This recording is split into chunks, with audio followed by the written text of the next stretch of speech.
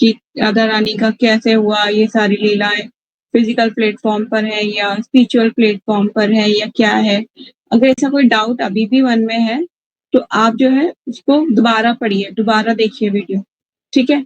क्योंकि हम जो है ना जिस मटेरियल संसार में रहते हैं, हम जैसे एक होता है ना, फॉर एग्जाम्पल कि मैंने एक स्पेक्स लगाया हुआ है और इस स्पेक्स का कलर रेड है ना?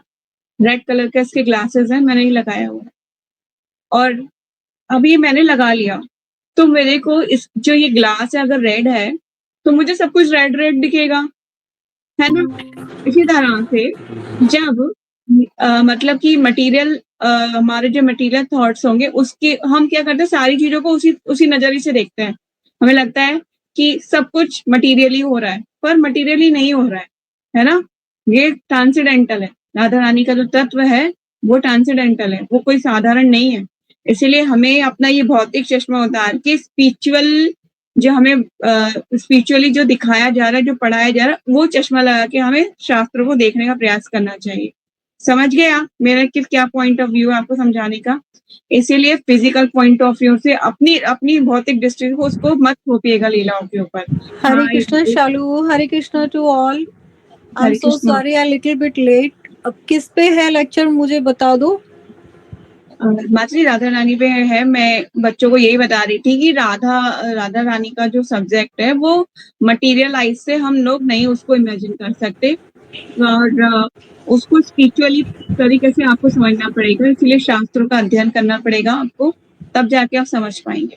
इसीलिए वो मैं उस प्लेटफॉर्म पे बता रही हूँ। तो मटेरियली हम जो है जैसे एक लड़का और लड़की के बीच का एक आदान प्रदान है, हम उस वे में ना लेके हम ये सोचें कि ये लीलाएं दिव्य लीलाएं, ठीक है?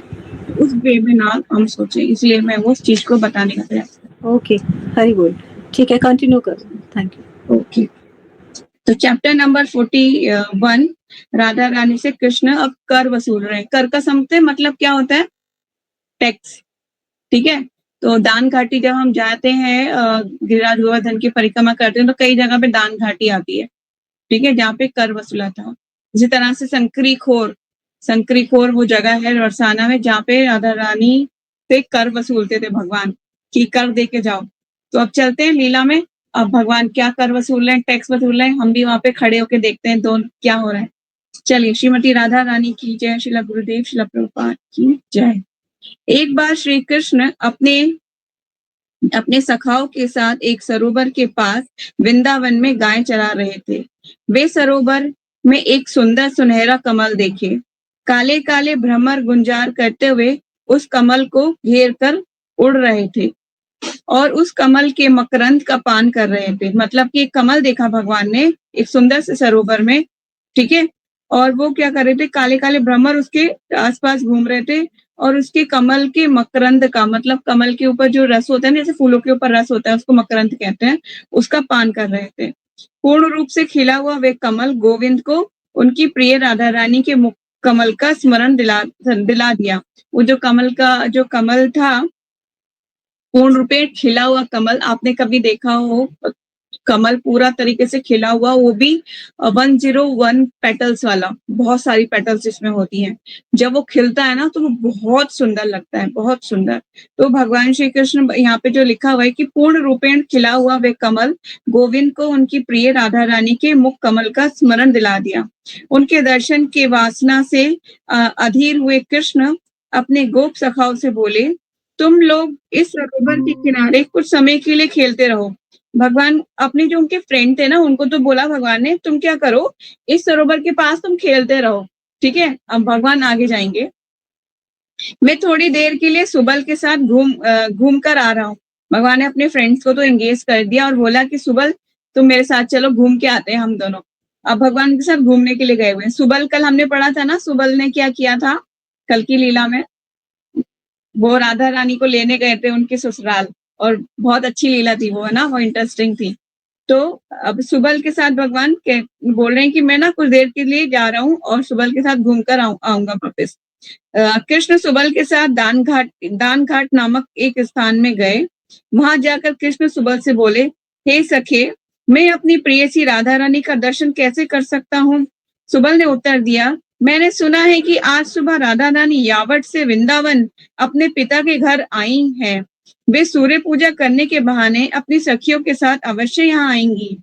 तुम कुछ क्षण यहाँ प्रतीक्षा करोगे तो अवश्य यहाँ उनसे मिल सकते हो। अब जो सुबल है उसको सारी इंफॉर्मेशन रहती है, राधा रानी कहाँ आएंगी, अभी क्या चल रहा है, राधा रानी कहाँ मिलेंगी, सारी इंफॉर्मेशन मतलब रहती है। मतलब लाइक अ मैसेंजर और चुगली करने वाला, इधर की चुगली उधर भी करते हैं। ठीक है, तो अब चलते हैं क्या होता है। कह रहे कि उस क्षण यहाँ पे ना वेट कर लीजिए, आएंगी यहीं पे जरूर। उसी बीच राधा रानी और उनकी सखियां सूर्य पूजा के समान सब सामान लिए हुए दान घाट में आई। जब राधा रानी अपने प्रियतम कृष्ण को कंदम्ब वृक्ष के नीचे बैठकर विश्राम करते हुए देखी तो ललिता से बोली, सखी हम लोग कैसे इस रास्ते से जा सकती हैं? श्री हरि रास्ते रोक कर बैठे हैं, चलो हम लोग किसी दूसरे रास्ते से चलें। राधा रानी बोली कि कृष्णा को वहां पे देख के बोल रही है कि हम इस रास्ते से कैसे जा सकते हैं, श्री हरि उसी रास्ते पर बैठे हैं, चलो हम कोई दूसरे रास्ते से जाएंगे। ठीक है, ललिता बोली तुम सब मेरे साथ आओ, देखते हैं कृष्ण क्या कर सकते हैं। सभी सखियां राधा रानी को अपने बीच में रखकर आगे चलना प्रारंभ कर दी। ललिता सखी बहुत डेयरिंग है, मतलब उन्हें डर नहीं लग रहा है, चलो मैं भी देखती हूँ क्या होता है, आगे चलो कृष्ण कर क्या सकते हैं देखते हैं। सभी सखियां राधा रानी को ना बीच में कर दिया, उनको सेंटर में कर दिया, मतलब बीच, और जो है आगे आगे चल रही हैं, चलना प्रारंभ कर दी। कृष्ण जब उन्हें देखे तो उनसे जिज्ञासा किए, तुम लोग कहाँ जा रही हो? अब भगवान बोल रहे हैं, कहाँ चल दी तुम लोग सारी की सारी? अब आगे देखते हैं क्या होता है। अपने साथ क्या लिए जा रही हो? मैं राजा का कर संग्रह करने वाला संग्रह हूँ। कहने में राजा का जो कर इकट्ठा करते हैं, मैं उनका कर इकट्ठा करने वाला सेवक हूँ, मुझे दे दो। अब देखिए क्या होता है। मैं राजा का कर मतलब टैक्स संग्रह करने वाला, कर संग्रह करने वाला एक संग्रह हूँ के लिए यहाँ बैठा हूँ। मतलब राजा के लिए जो कर संग्रह करते हैं उसके लिए मतलब टैक्स वसूलने के लिए मैं यहाँ पर बैठा हूँ। क्या तुम लोग मुझे नहीं देख रही हो? तुम सभी को कर देना होगा, इतना अहंकार मत करो। मैं तुम लोगों से विनम्र भाव से कह रहा हूँ कि कोई यहाँ कुछ कर देकर जाओ। भगवान बोले तुम मुझे समझ रही हो कि नहीं समझ रही हो? टैक्स दे के जाना पड़ेगा यहाँ से, बिना टैक्स दिए नहीं जा सकती। ये सुनकर सभी सखियां हंसने लगी, फिर चलना प्रारंभ कर दी। तुरंत कृष्ण दौड़कर उनके सामने आए और उनका रास्ता रोक दिए। ललिता पूछी, तुम कौन हो?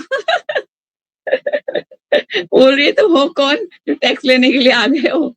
ललिता पूछी कि तुम कौन हो? तुम कौन सा कर मांग रहे हो? हमारा रास्ता क्यों रोक रहे हो? अपना ये सब चतुराई छोड़ो, और यदि और अधिक बात करोगे तो तुम्हारे कर्मों और गुणों के रहस्य का प्रकाशन सबके सामने कर देंगी। ललिता सखी बोल रही है कि तुम ना चतुराई मत, अपनी जो चतुराई कर रहे हो ना उसे छोड़ दो।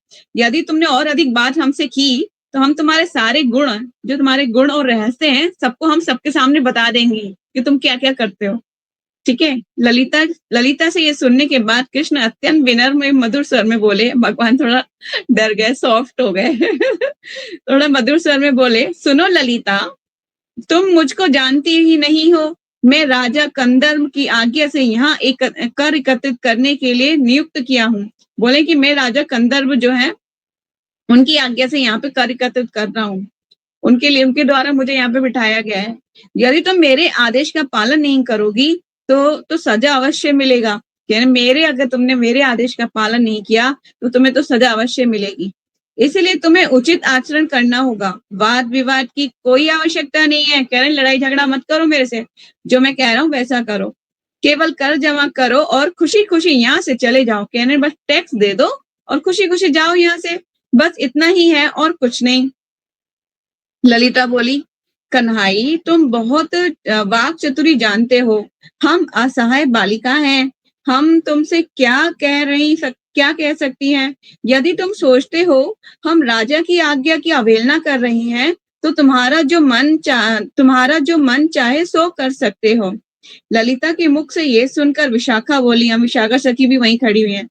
ललिता के मुख से ये सुनकर विशाखा बोली, सुनो सखी, यहाँ इसका क्या अधिकार है? बोली, इसका अधिकार क्या है यहाँ पर? ये यहाँ किस वस्तु का दावा कर रहा है? बोले कि कर मांग रहा है, किस वस्तु का दावा कर रहा है यहाँ पर? ये बोल रहा है कि ये कंदर्प राजा का एक शुल्क संग्राहक है। कंदर्प राजा जहाँ रहता है वहां उसका शासन अधिकार है। इस वन की अधीश्वरी तो राधिका है। बोलिए कि इस वन की कौन है अधीश्वरी? राधे रानी। ठीक है, हम तो उनकी सखियां हैं। जहाँ कंदर्प का सेवक कृष्ण क्या कर सकता है? बोलिए, जहाँ पे कृष्ण खड़ा हुआ है वो राधा रानी का स्थान है। ठीक है, ये राधा की जो मतलब वृंदावन की जो अधीश्वरी है वो श्री राधिका है ना? तो अब ये यहाँ कर क्या सकता है? यहाँ ये कुछ नहीं कर सकता। ये राधा रानी की जमीन पे खड़ा। कृष्ण बोले, विशाखे, तुम इतना घमंड क्यों कर रही हो? कंदर्प का प्रत्येक व्यक्ति का आप पर अधिकार है, सभी इसके शासन के अधीन है। फिर भी तुम सब सखियां उनको कर देने से कतराती हो और जहां तहां अवध रूप से घूम रहे, मतलब कि मतलब स्वतंत्र होके, जैसे कहते हैं ना, अवाध मतलब स्वतंत्र रूप से घूम रही हो। इसीलिए कामदेव बहुत क्रोधित हो गए हैं और मुझे यहाँ भेजे हैं। यदि तुम अभी कर नहीं दोगी तो तुम सबको पकड़कर मुझे राजा के पास ले जाने के लिए बाध्य होना पड़ेगा। भगवान बड़ी तरकीब लगा रहे हैं, बहुत कोशिश कर रहे हैं कैसे भी करके ये कर दें। विशाखा बोली, ओ तुम्हारा राजा हमारा क्या कर सकता है? जरा हमारे सामने देखो, वृंदावनेश्वरी स्वयं उपस्थित है। राधा रानी को बोली, यहाँ पे तुम्हारा राजा क्या कर लेगा? यहाँ पे वृंदावनेश्वरी जो श्रीमती राधा रानी स्वयं उपस्थित है। हम तुम्हारे कंदर्प राज की क्षमता बहुत अधिक तरह जानती हैं। राधा रानी के दृष्टिपात से उसका सारा बल समाप्त हो जाता है। यहाँ जो राजा बता रहे हैं ना, कंदर्प का राजा जो बता रहे हैं, वो स्वयं अपने आप को बता रहे हैं। ठीक है, भगवान इनडायरेक्टली अपने आप को ही बता रहे हैं कि ये कंदर्प का राजे का स्थान है, मतलब वो अपने आप को कह रहे हैं। तो अब राधा रानी, अब जो है विशाखा सखी क्या कह रही है कि तुम्हारे कंदर्प राज की क्षमता को हम अच्छी तरह जानते हैं। ठीक है, राधा रानी की जब दृष्टि पड़ती है ना उस पर, तो उसका सारा बल समाप्त हो जाता है। क्योंकि राधा रानी अगर मुस्कुरा के देख लेंगी ना तो सारा बल समाप्त हो जाएगा। इतना ही नहीं, बल्कि जैसे तुम्हारा कंदर्प राज राधा रानी का नाम सुनता है, उसी समय उस स्थान को छोड़कर भाग जाता है। तुम तो केवल उसका अनुचर हो और एक आज्ञाकारी सेवक हो। अब चलिए, विशाखा राधा रानी को अपने साथ लेकर चलने के लिए तैयार हुई। तब तक कृष्ण उनके सामने आकर रास्ता रोक दिए और बोले, मैं भली भांति समझ रहा हूँ कि तुम मुझे राजा द्वारा दंड पाते देखना चाहती हो। तब हे सखियों सुनो, मैं तुमसे सच बता रहा हूँ, मुझे जबरदस्ती करके यहाँ से नहीं मुझसे जबरदस्ती करके यहाँ से नहीं जा सकती हो। केवल कौशल यहाँ काम नहीं आएगा। कह रहे तुम्हारा जो कौशल है ना यहाँ पे काम नहीं आएगा, मुझसे जबरदस्ती मत करो। आगे आकर ललिता गर्व के साथ बोली, हे मुरारी, तुम क्या कर चाहते हो? अब पूछ रही हैं कि तुम कर में चाहते क्या हो? बार बार कर की बात कर रहे हो, कर दे दो, कर दे दो, कर दे दो, राजा पकड़ लेगा, तुम्हें दंड दे देगा। तुम चाहते क्या हो कर में? अब चलिए, कृष्ण कर एक मिनट दोबारा चलते। हे मुरारी, तुम क्या कर चाहते हो?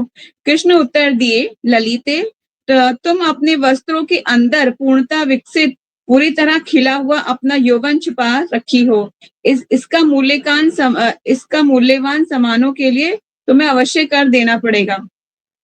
भगवान कह रहे हैं जो मूल्यवान सामान तुमने छुपा रखे ना उसका कर देना पड़ेगा। कृष्ण को ऐसा कहते सुनकर सभी सखियां हंसने लगी और बोली, एक कर संग्राहक ऐसे सामान के लिए कर मांगता है जो हमारे वस्त्रों में छुपा हुआ यौवन है।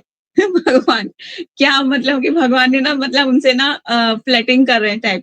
ठीक है, हम तो ऐसी बात कभी कहीं सुनी नहीं कि अब हम सब समझ गई हैं कि तुम क्यों कर संग्राहक बनकर हमारे वन में घूम रहे हो। गोपियां आपस में परस्पर बातें करने लगी। हे सखियों, चलो चलो सूर्य देव की पूजा करने चले। इसके साथ इस प्रकार बकवाद बकवास होगा यहाँ पे। बकवाद करने का हम लोग की कोई आवश्यकता नहीं है। कह रहे हैं कि अब इसके साथ हम ज्यादा बकवास नहीं करेंगे, चलो हम सूर्य पूजा के लिए जा रहे हैं। राधा रानी रोज रोज सूर्य पूजा के लिए जाती हैं। आज भी बोला जाता है ब्रज में राधा रानी सूर्य पूजा के लिए आज भी जाती हैं। आज भी कुछ स्थान ऐसे हैं जहाँ पे बोला जाता है राधा रानी और कृष्ण एक जगह पे मिलते हैं, ऐसा ब्रज में स्थान है। ठीक है, तो राधा रानी सूर्य देव की पूजा करती हैं। जब कृष्ण सखियों को पुनः जाने के लिए तैयार होते देखे तो वे उन्हें रोककर बोले, मेरी बात सुनो। तुम्हारी सखी राधा मेरे मनोरत्न चोरी कर ली है। अब दोबारा रोक लिया भगवान ने। बोले कि रुक जाओ, आगे नहीं जाना, मेरी बात सुनो। तुम्हारी जो सखी है ना, तुम्हारे बीच में जो सखी है राधा, उसने क्या किया है, मेरे मनोरत्न को चोरी कर लिया है। जो मन के जो रतन है ना, उनको चोरी कर लिया है। उस मनोरतन के अभाव में हमारा जीवन असहनीय हो गया है। तुम अपनी सखी से बोलो कि वे अविलंब इस मनोरतन को मुझे लौटा दे। मतलब मेरा जो मन का जो रतन है ना, मुझे लौटा दे, उसने चोरी कर लिया है। उत्तर में ललिता ने कहा, हे कृष्ण, तुम किस तरह इतने सारे झूठ बोल पाते हो। बोले तुम इतने सारे झूठ बोल कैसे पाते हो, है? तो अब हमारी सखी अत्यंत शिष्ट है। कब उसने तुम्हारा मनोरत्न चोरी किया? तुम गोकुल के समस्त किशोरियों का मन चुरा लिए हो। उनके मन खो जाने से वे विभिन्न वनों में तुमको निरंतर ढूंढते हुए घूमती रहती हैं।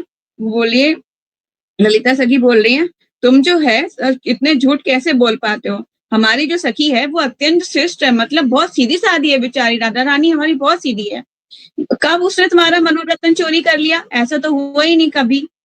और गोकुल की समस्त किशोरियों को तुमने मन चुरा लिया है, और उनके मन खो जाने से वे विभिन्न वनों में निरंतर तुम्हें ढूंढते रहती हैं।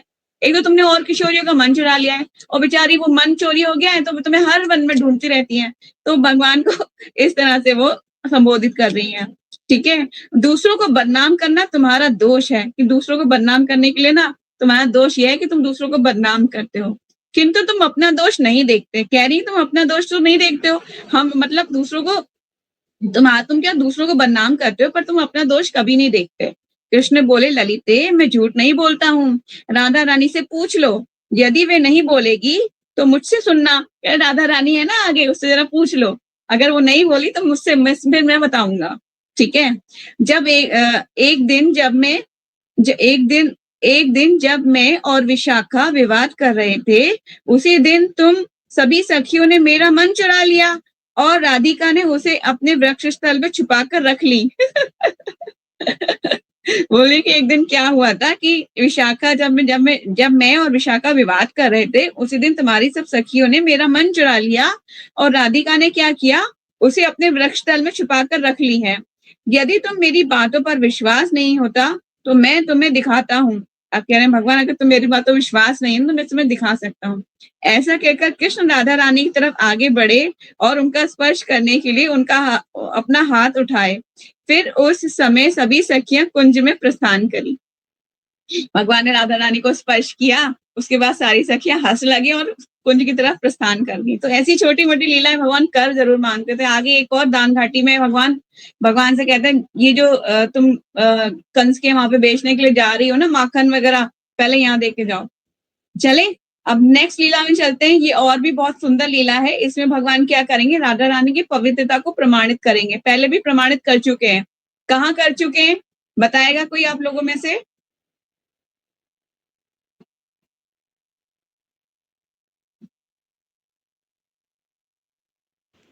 वो वाली, हाँ,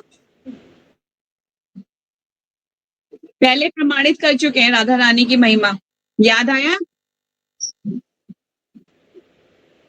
पैर छूने के लिए। हाँ, वही वाली लीला थी माता जी, मैं भी वही कहने वाली थी, सेम था। यस, चलो स्पर्श। हाँ, वो कहती है कि ये हमारा कृष्ण है। यशोदा मैया बोलती है ये मेरा कृष्ण है। भगवान बोलते हैं ना कि राधा रानी देखो ऐसा होगा कि यशोदा मैया तुम्हारे चरण पकड़ेगी।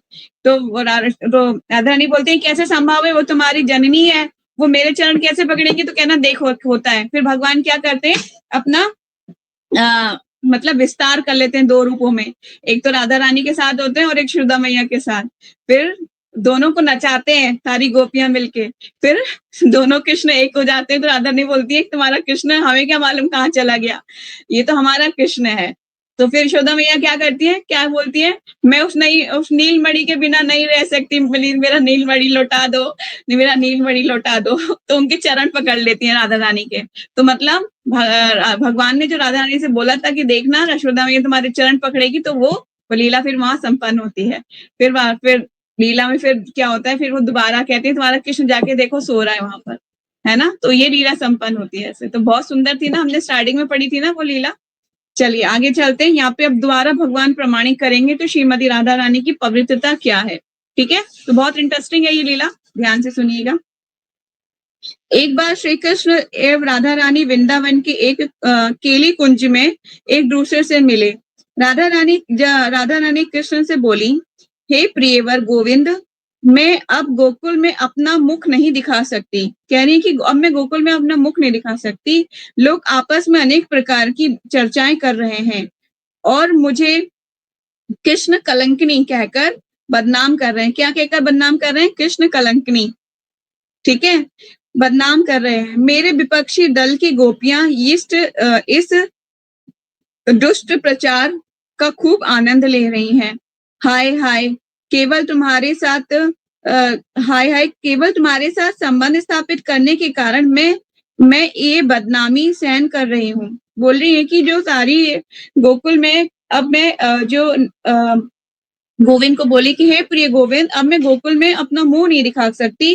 सब लोग आपस में अनेक प्रकार की चर्चाएं कर रहे हैं। क्या कह रहे हैं? मुझे कृष्ण कलंकिनी कहकर बदनाम कर रहे हैं। और मेरे विपक्षी दल, मेरे जो अपोजिट होता है, जो गोपियां होती है ना, मतलब जो आलोचनाएं करती हैं, सब लीलाओं का पार्ट है ये। उसको मत समझेगा कि रियल में ऐसा कुछ उनके मन में ऐसा कुछ ऐसा रहा हो। ये सारा लीलाओं का पार्ट है। कभी कभी लीलाओं को रस और प्रदान करने के लिए ऐसी लीलाएं घटित होती हैं। ठीक है, तो बोलिए जो मेरे विपक्षी दल की गोपियां हैं इस दुष्प्रचार का खूब आनंद ले रही हैं। फिर राधा रानी बोली, हाय हाय केवल तुम्हारे साथ संबंध, कह रही कि ये देखो सिर्फ तुम्हारे साथ संबंध स्थापित करने के कारण मेरी बदनामी मुझे सहन करनी पड़ रही है। भगवान को ऐसे बोल रही है कि मेरा संबंध आपके साथ है इसलिए मुझे बदनामी सहन करनी पड़ी है। मेरा क्या अपराध है? तुम्हारे प्रति मेरा प्रेम ही मेरा एकमात्र अपराध है। कह रही जो तुम्हारे प्रति मैं प्रेम करती हूँ वही मेरा एकमात्र अपराध है। इस संसार में हर कोई तुमसे प्रेम करता है, लेकिन यदि मैं तुमसे प्रेम करती हूँ तो सब लोग मेरे विषय में बुरा बोलते रहते हैं। तुम ब्रह्मा शिवादि समस्त महान महान देवताओं द्वारा पूजित हो। ध्यानी ज्ञानी तपस्वी योगेंद्र एवं मुनीन्द्र सभी अपने प्रति वंशता तुम्हारी आराधना करते हैं। मैं तुम्हारी पूजा कर रही हूँ, तुमसे प्रेम कर रही हूँ। अब वही गोलोकनाथ सर्व आराध्य हो, सर्व पूज्य हो। फिर तुमसे प्रेम करने में कहाँ मेरी गलती है? फिर भी केवल मुझे ही अपने सिर पर इस कलंक का बोझ उठाना पड़ रहा है। राधा रानी बोल रही है कि तुम इतने मतलब मेरा अपराध मात्र इतना है कि मैं तुमसे प्रेम करती हूँ। इस संसार में हर कोई तुमसे प्रेम करता है। यदि मैं तुमसे प्रेम करती हूँ तो सारे लोग मेरे विषय में बुरा क्यों बोलते हैं? ठीक है, अब बोले कि मेरे प्रतिवर्ष तुम्हारी आराधना, मैं क्या करती हूँ? आपकी आराधना करती हूँ, आपकी पूजा करती हूँ, आपसे प्रेम करती हूँ। वही गोलोकनाथ सर्व आराध्या, आप क्या हो? गोलोक के नाथ हो, सर्व आराध्य हो, सर्व पूज्य हो। फिर भी तुमसे प्रेम करने में मेरी कहाँ गलती है? राधा रानी बोली कि मैं तुमसे प्रेम करती हूँ तो मेरी गलती कहाँ पर है? फिर भी केवल मुझे ही अपने सिर पर इसका कलंक का बोझ क्यों उठाना पड़ रहा है? किंतु मैं इस प्रकार और अधिक कलंक का भार नहीं ढो सकती। कह रही है कि जो इतना कलंक का भार मेरे सर पर है मैं उसको नहीं ढो सकती हूँ। ओ हे प्रभु, अब तो उचित होगा कि मैं विष खाकर आत्महत्या कर लेनी चाहिए। इस प्रकार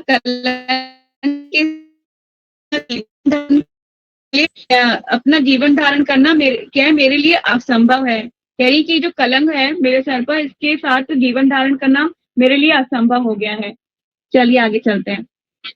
विषाद विहाला राधा रानी से ये सुनकर श्री कृष्ण उनको ये कहकर सांत्वना देने लगे, हे मेरी प्रिय राधा, लोगों द्वारा प्रचारित तुम्हारे सारे बदनामी को मैं दूर कर दूंगा। कृष्ण बोल रहे हैं, मैं सारी बदनामी को दूर कर दूंगा, मैं तुम्हें सभी कलंक से मुक्त कर दूंगा। जो तुम्हारे विपक्षी लोग तुमको बदनाम करने एवं तुम्हारे सत्यत्व पवित्रता पर प्रश्न उठाए हैं, वही लोग बदनाम अब और क्या होंगे, अपमानित होंगे। मैं ये बात तुमसे शपथ पूर्वक बोल रहा हूँ। भगवान बोल रहे हैं कि हे प्रिय राधा रानी, तुम जो है मेरी प्रिय राधा, तुम लोगों द्वारा प्रचारित सारी बदनामी को मैं क्या करूंगा, दूर कर दूंगा, सारे कलंक से तुम्हें मुक्त कर दूंगा। और तुम्हारे विपक्ष के जो लोग हैं, तुमको बदनाम करते हैं, तुम्हारे सत्यत्व पर प्रश्न उठाए हुए हैं, वही लोग बदनाम होंगे और अपमानित भी होंगे। ठीक है। और मैं ये बात तुमसे शपथ पूर्वक कहता हूँ। भगवान बोले थे कि मैं तुम्हें मतलब कसम लेके बोल रहा हूँ कि तुम्हारी ये सारी प्रॉब्लम को मैं दूर कर दूंगा। तुम देखोगी मैं जो बोला है वे सब सत्य होगा। कह रहे मैं जो बोल रहा हूँ ना, तुम देखना वो सब क्या होगा, वो ट्रू सत्य होगा। वो आगे अगले दिन प्रातःकाल श्री कृष्ण तेज बुखार से पीड़ित होने का अभिनय स्वांग किए। मतलब भगवान ने ये दिखाया कि उनको खूब तेज बुखार आ रहा है, बहुत तेज फीवर हो रहा है भगवान को।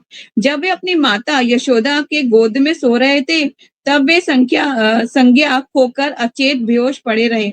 मतलब उन्होंने अपने आप बेहोश हो गए। उन्होंने दिखाया कि मुझे बुखार के कारण मैं बहुत बेहोश हो गया हूँ।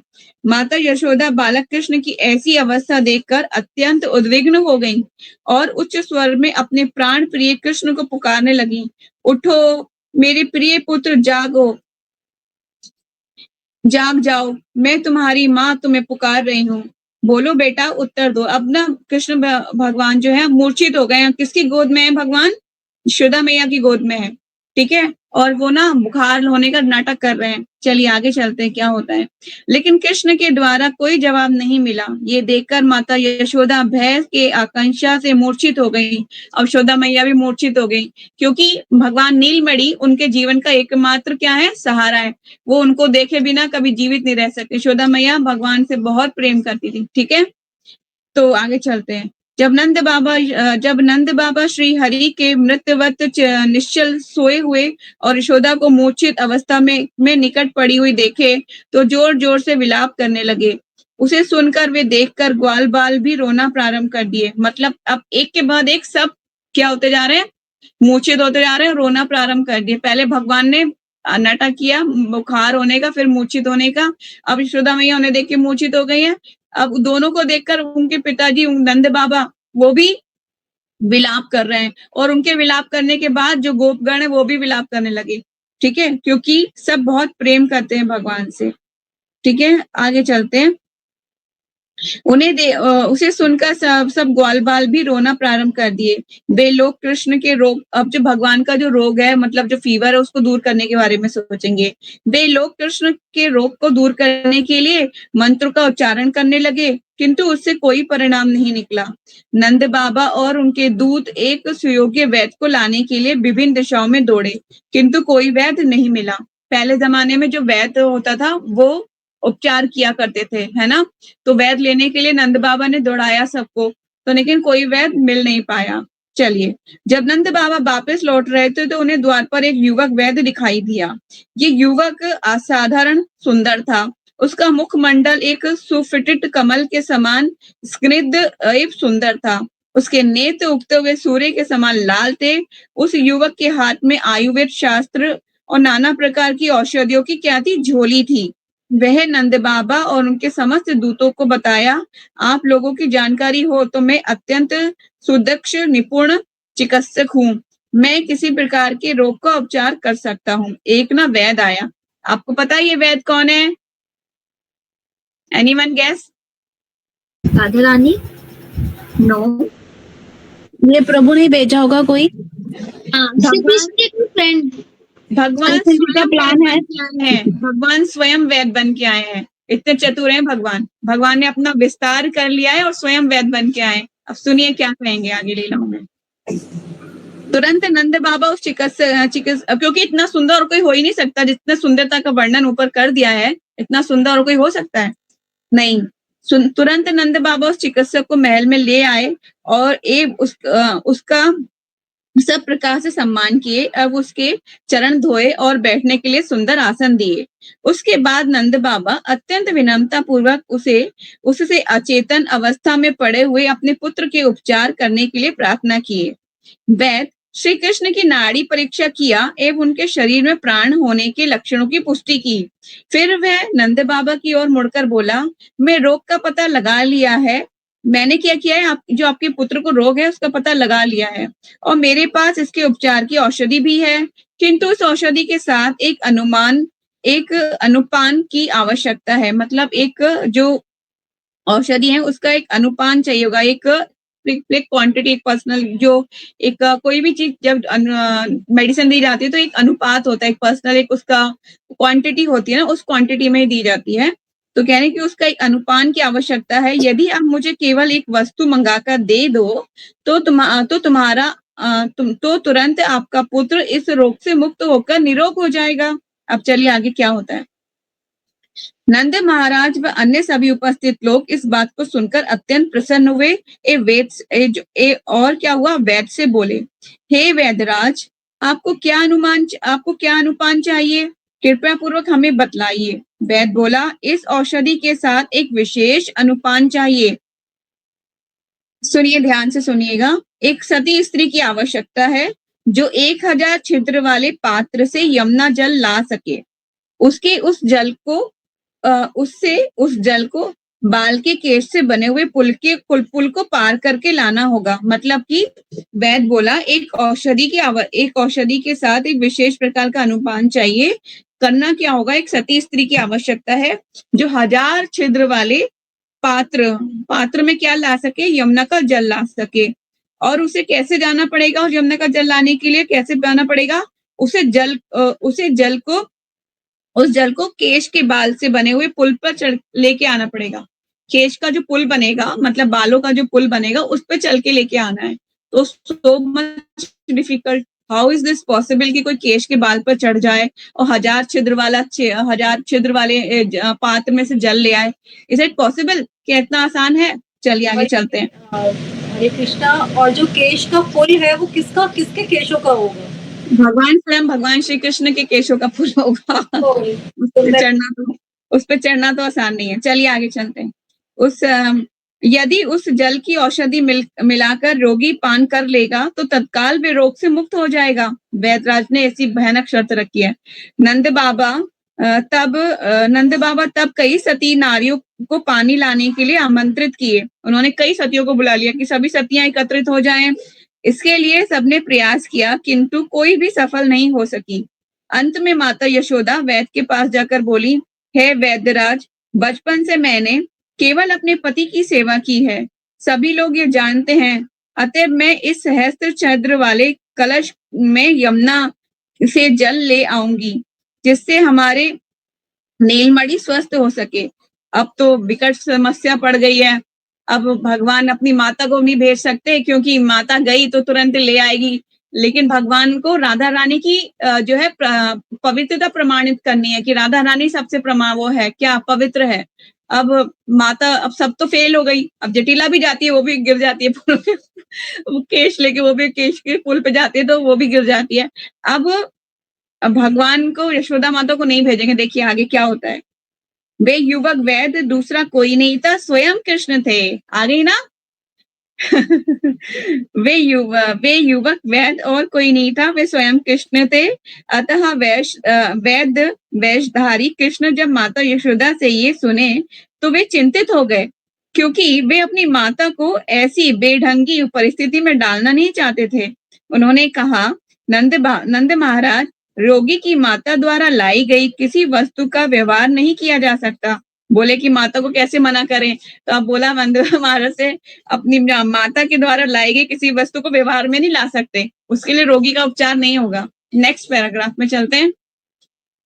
उसी बीच वैद्य अपने थैले में से एक तेज धार वाला चाकू निकाला और बिस्तर पर अचेतन अवस्था में सोए हुए कृष्ण के सिर से बालों का एक गुच्छा काट लिया। मैंने बोला था ना, भगवान के केशों का वो पुल बनेगा। तो अब एक गुच्छा काट लिया वैद्य ने। किसके बालों का? भगवान कृष्ण के बालों का, ठीक है। फिर उनसे उन बालों को परस्पर जोड़कर यमुना के एक किनारे से दूसरे किनारे तक एक पुल बना दिया। उसके बाद उसने घोषणा करी कि एक सती नारी सहस्त्र छिद्र युक्त कलश में यमुना का जल भरकर इस केश निर्मित पुल पार करके आएगी तो उसी जल से इस रोगी का मतलब कृष्ण को स्वस्थ किया जा सकता है। समझ में आ रहा है आपको? मतलब सहस्त्र छिद्र वाले कलश में भगवान के बालों को क्या किया है, एक किनारे से दूसरे किनारे पर बांध दिया, उनको जोड़ जोड़ के पता नहीं कैसे किया होगा, हाउस इसमें तो इमेजिन नहीं कर पा रहे हैं, लेकिन ये हुआ है, ठीक है, ये लीला हुई है, तो बांध दिया। तो अब भगवान ने घोषणा कर दी कि जो कोई भी स्त्री आए, जो सती स्त्रियां हैं, आए और अपना कार्य शुरू करें। अब चलते क्या होता है। दूत गण ब्रज के प्रत्येक घर में जाकर, जो नंद महाराज के दूत थे, मतलब जो मैसेंजर थे, वो क्या हुआ, प्रत्येक दूत गण ब्रज के प्रत्येक घर में जाकर समस्त स्त्रियों से अनुरोध किए कि इस विशेष अवसर पर नंद महाराज के घर में उपस्थित होवें। जब जटिला ये सूचना पाई, जटिला कौन है? राधा रानी की सासू माँ। सासू माँ, यस। देखिए, जब जटिला ये सूचना पाई तो वे अपनी पुत्री कुटिला को साथ लेकर नंदालय में उपस्थित हुई। दोनों जो है माँ और बेटियां, राधा रानी की सास और ननंद पहुंच गई हैं। कहाँ? नंद भवन होती है ना, वो जटिलाएं होती है। तो नंदालय में सारी दोनों उपस्थित हो गई हैं, माँ बेटियां। राधा रानी के सतीत्व में छिद्र अन्वेषण करना कुटिला का अन्योतम प्रिय विषय था। मतलब राधा रानी के जो सतीत्व था उसमें त्रुटियां ढूंढना, उनमें गलतियां ढूंढना, ये किसका प्रिय विषय था? कुटिला का। ये अत्यंत प्रिय विषय था कि राधा रानी के अंदर गलतियां ढूंढना। अभिमान के साथ कुटिला सहस्त्र क्षेत्र युक्त कलश लेकर यमुना के लिए चल दी, सबको ये देखने के लिए कि सबको ये दिखाने के लिए कि समस्त ब्रज नारियों में वे कितनी सती पवित्र है। किंतु जैसे ही वे बालों के पुल पर पैर रखी, वे टूट गया। कुटिला जल में गिर पड़ी। हरे कृष्णा। जल में गिर पड़ी, होना ही था ये, ठीक है। गांव के लोगों की सहायता से उसे जल से बाहर निकाला गया। गांव के बेचारे लोगों ने मिलकर उसे जल से बाहर निकाला, ठीक है। उसने वैद से कहा, हे वैद, यदि इस प्रदर्शन से ये प्रमाणित होता है कि मैं सती नहीं हूं, तो मैं कहती हूँ कि हिमालय की पुत्री पार्वती भी इस ढंग से जल नहीं ला पाएगी। वो कह रही है कि अगर ये प्रमाणित होता है कि मैं सती नहीं हूं, तो यहाँ तक मतलब पार्वती तक पहुंच गई वो, कि पार्वती भी नहीं ला सकेगी जल, हिमालय की पुत्री पार्वती भी नहीं ला पाएगी। वैदराज क्या बोलते हैं, सुनिए। वैदराज कुटिला की बातों पर मुस्कुराते हुए और उत्तर दिया, तुम वास्तविक सती नारी की महिमा के विषय में नहीं जानती हो। वैद ने क्या बोला कि तुम वास्तव में जो सती नारी होती है उसके विषय में तुम जानती ही नहीं हो। Next paragraph. जल लाने के क्रम में उसके बाद जटिला थी। अब जटिला की बारी आई। पहले कौन गई थी? कुटिला, ठीक है। अब जटिला जल लाने के क्रम में उसके बाद जटिला थी। उसने भी अपने सतीत्व पर बड़ा गर्व था। जब वे नदी में गई तो उसके साथ भी वही हुआ जो उसकी बेटी के साथ हुआ था। जब यशोमती देखी कि कोई भी सती स्त्री जल लाने में सफल नहीं हो रही है, तब वे निराश होकर जोर जोर से ये कहते हुए रोने लगी, हाय हाय, अब मेरे नीलमणि का क्या होगा। दूसरा कोई उपाय न देखकर वे वैद से पूछी, आप अवश्य ज्योतिष विद्या जानते होंगे, कृपया गणना करके देखो इस ब्रज में कौन सी सती नारी है इस ढंग से जल ला सकती है, जो इस ढंग से जल ला सकती है और मेरे नीलमणि की रक्षा कर सकती है। यशोदा मैया अब बहुत वेल हो गए हैं, मतलब परेशान हो गए कि ऐसा कैसा होगा। अब आप देखिए, अब वो जब बोलती है ना, हाय हाय मेरे नीलमणि का, तो बहुत ही मतलब प्रसन्नता होती है। भगवान को नीलमणि बोलती है ना, तो बहुत, तो कह रही है कि हाय हाय मेरे नीलमणि का क्या होगा, कैसे ठीक होगा ये। वैदराज, जरा आप तो ज्योतिष हैं, जरा देखिए, ज्योतिष गणना कीजिए और ये गणना निकालिए कि क्या इस ब्रज में कोई सती नारी है जो इस ढंग से जल ला सकती है और मेरे नीलमणि की रक्षा कर सकती हो। अब वैदराज कौन है? स्वयं वैदराज भगवान कृष्ण है। अब वो राधा रानी का नाम निकालेंगे। चलिए, वैद्य नीचे झुककर भूमि पर कुछ रेखाएं खींचने लगा। देखो भगवान वैदराज तो बन गए, आता जाता कुछ है नहीं, जमीन पे लकीरें खींचना शुरू कर दिया। तो वैद नीचे झुककर भूमि पर कुछ रेखाएं खींचने लगा। सभी ब्रजवासी ध्यान से देख रहे थे कि जब ये विविध आकृतियों एवं यंत्रों का अंकन निर्माण कर रहा था। अंत में प्रसन्नता के साथ वैद ब्रजवासियों से बोलने लगा, हे ब्रजवासी गण, अब समस्या का समाधान हो गया है, हो जाएगा। मेरी गणना के अनुसार इस ब्रजधाम में केवल एक ही ऐसी सती है जिसके चरण कमल पूरे ब्रह्मांड को पवित्र कर सकते हैं। अब भगवान पवित्रता प्रमाणित करने में राधा रानी को आगे ला रहे हैं, ध्यान से सुनिएगा। अब उसके चरण कमल पूरे ब्रह्मांड को पवित्र कर सकते हैं, उसका नाम है राधा। कृपा करके उसको बुलाओ, एकमात्र उसके द्वारा ही ये कार्य संभव हो सकता है। अब वैदराज बोले जल्दी से राधा, अब नाम उन्होंने दे दिया है राधा रानी का, रिकमेंड कर दिया, राधा रानी को बुलाओ, कृपा करके उसको बुलाओ, एकमात्र उसके द्वारा ही कार्य संभव है। अब ये देखो राधा रानी को चिटिंग भी कराएंगे भगवान। चलिए आगे चलते हैं।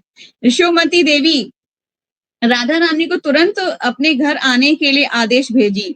राधा रानी श्री कृष्ण की सेवा करने का ये आदेश पाकर अत्यंत प्रसन्न हुई। जो ही वे नंद महाराज के महल में प्रवेश की, त्यों ही समूचा भवन उनके उज्जवल अंग प्रभा से उद्भासित हो गया। युवक वे तुरंत अपने आसन से उठकर सिर झुकाकर राधा रानी का सम्मान किया। राधा रानी की जय। तो मतलब राधा रानी के प्रवेश होते ही भगवान स्वयं जुट गए, मतलब जो वैद के रूप में बैठे हुए स्वयं उठ के खड़े हो गए। ठीक है, तो राधा रानी का जो पद है बहुत ऊंचा है। ठीक है, तो भगवान उनकी पवित्रता को भी प्रमाणित कर रहे हैं। तो मतलब समझ लीजिए सुप्रीम है राधा रानी। तो अब तब युवक वे तुरंत अपने आसन से उठकर सिर झुकाकर राधा रानी का सम्मान किया।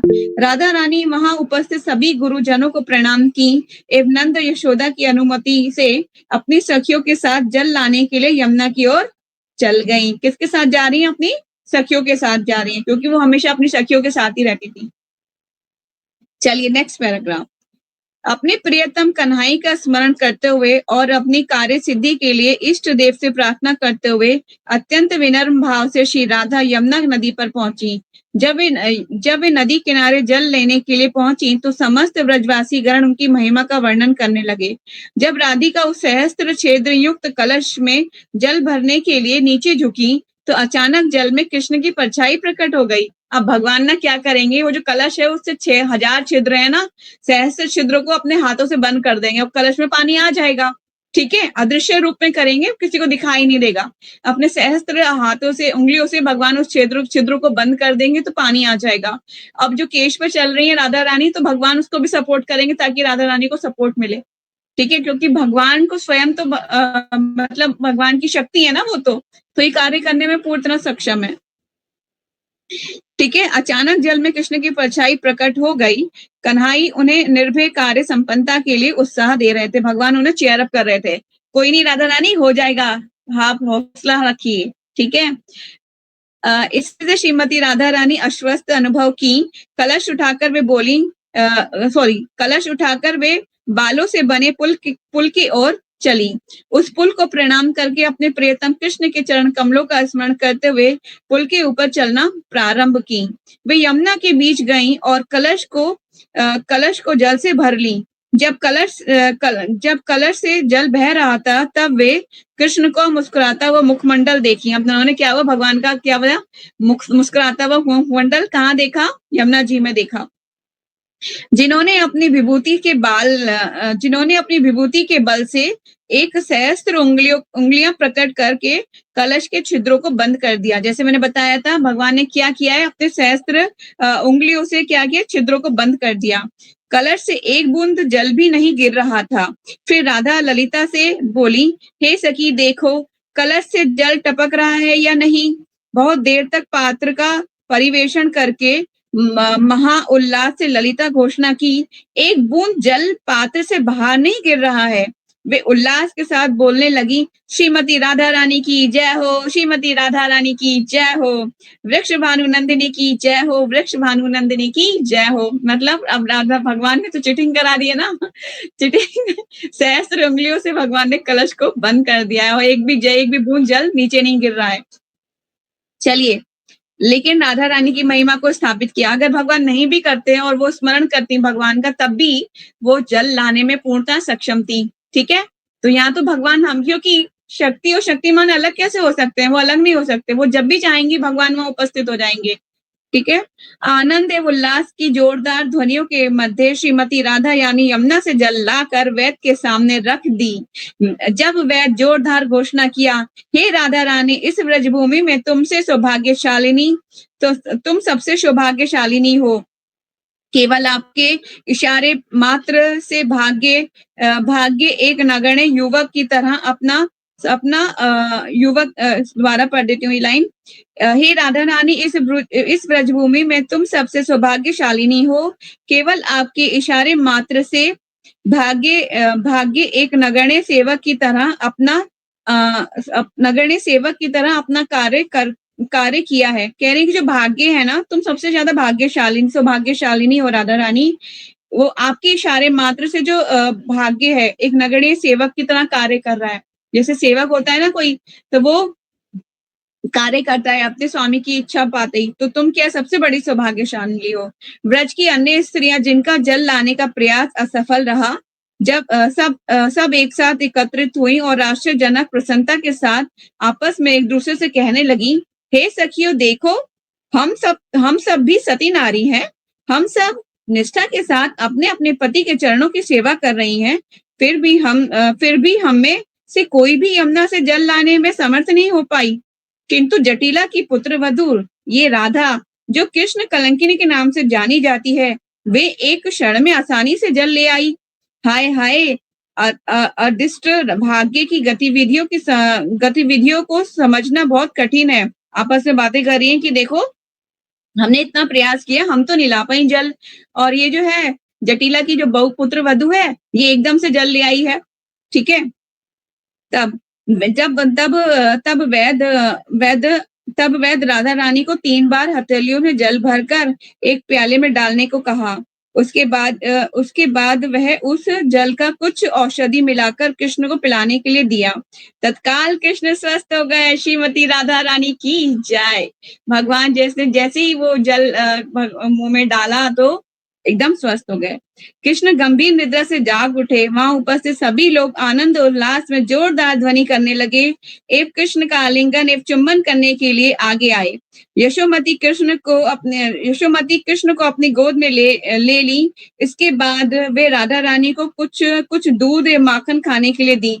और यशोमती ने क्या किया, राधा रानी को दूध और माखन खाने के लिए दिया है कि श्री लाडली ने हमारे कन्हैया को स्वस्थ कर दिया।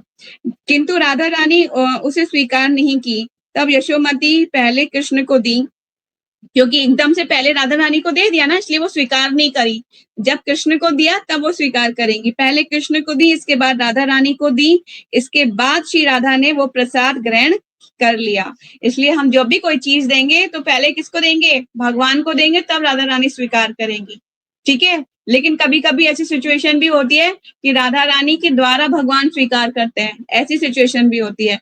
तो हमें ये बताया जाता है कि थाली जो भी थाली आप भगवान के ऑफरिंग में देंगे, श्रीमती राधा रानी के हाथ में देंगे, राधा रानी उसमें जो भी त्रुटियां रही होंगी उसको ठीक करने के बाद कृष्ण को देंगी। ठीक है, तो यहाँ पर जो सिचुएशन है, डायरेक्ट यशोदा मैया ने राधा रानी को सर्व किया, तो राधा रानी ने नहीं ली, लेकिन जब भगवान को दिया तब उन्होंने वो प्रसाद ग्रहण किया। इस प्रकार श्रीमती राधा रानी की महिमा ख्याति सर्वत्र ब्रजधाम में चारों तरफ फैल गई। ब्रह्मांड की सबसे अधिक साध्वी स्त्री के रूप में सर्वत्र राधा रानी का सम्मान पाने लगी।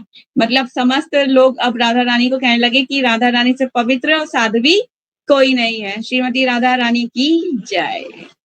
ठीक है, तो आज हमने लीला कंप्लीट करी। अब हमारे पास 2 ही मिनट है। आपका कोई क्वेश्चन है, डाउट है तो हम ले सकते हैं, अदरवाइज कल कंटिन्यू करेंगे। किसी का कोई doubt, question? No question, no doubt. तो ये लीलाएं हम कंटिन्यू करेंगे कल। ठीक है, अब ये लीलाएं इतनी मतलब मन को इतना प्रसन्न करने वाली है कि ये अभी तक हम इसको वो मतलब ऐसा एक भी दिन नहीं गया कि ऐसा लगा हो कि हम बोर हो रहे हो। किसी को लगा ऐसा एक भी दिन कि हम बोर हो गए माता जी सुनते सुनते? अब तो ऐसा लग रहा है कि आप इसको बंद कर दीजिए क्लास। वंडरफुल। ऐसे बिल्कुल हम आप इतना अच्छा बताते हैं, लगता है हम वही खेल रहे हैं आसपास उन लीलाओं में। हाँ, इट्स सो ब्लेसफुल। और मुझे खुद को पढ़ के इतना अंदर से मतलब उत्साह आता है और इतना ज्यादा मुझे खुद को खूब प्रसन्नता होती है।